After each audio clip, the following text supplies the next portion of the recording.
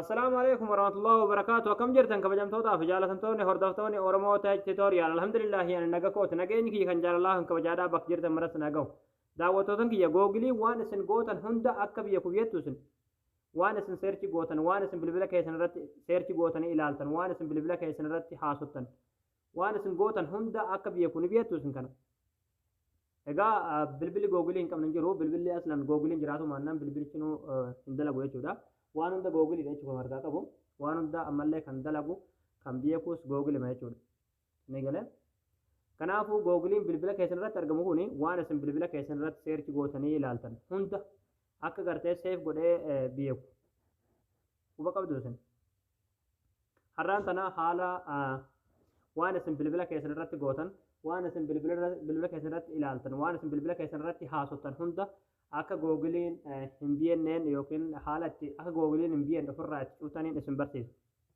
Gama barumsaatiin darbuun duratti warroonni YouTube chaanaala keenya faarootaatan baga nagaan nuuf ta'echaa chaanaala keenya sabskiraayib godhachuun dagatanaadha. Yeroo sabskiraabii gootan barumsuun asirratti dabarsinu guyyaan nama dura akka isin bira ga'uuf mallattoo notifikashinii sana kilik itti godhaadha. Achi booda ool ka jettoon irra kaayyadhaadha. Barumsi keenya yoo isinitti tolee isin gammachiise viidiyoo keenya laayik gootanii nu jajjabeessuun dagatanaadha. Barumsaan garaadhaa isin darbee YouTube chaanaala keenya jala seenaadha. Viidiyoo baay'eetu jira irraa baradhaadha. waan isin dhibee gaafii isinitti ta'ee koomentii jalatti nu barreessaa. Egaa gamanummaan hanga barumsaa isin dabarsaa hanga xumura viidiyoo keetti obsaan faana turaan hordofaa isiniin jira.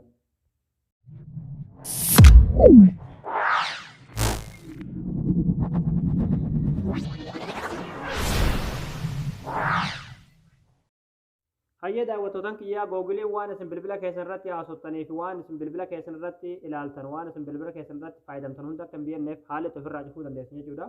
Bilbila keessan matarraan gadi ni buttanii ayikoonii seetiin kan kilik ni gootu achi booda asirra gadi ni buutanii googil ka jedhu kilik ni gootu achi booda manage your google account ka jedhu kilik ni gootu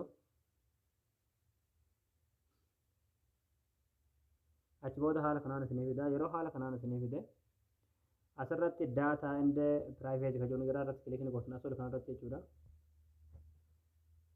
kana jechuudha isinii gala achi booda haala kanaan isinii fide yeroo haala kanaan isinii fide akkuma asirratti argaa jirtan asirra gadi ni buusanii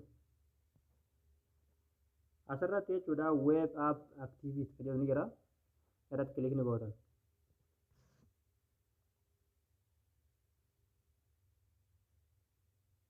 achi booda asirra isinii fide jechuudha yeroo haala kanaan asirra isinii fide kana akkuma asirratti argaa jirtan waan hunda beeka jechuudha amma oonirra jirti jechuudha.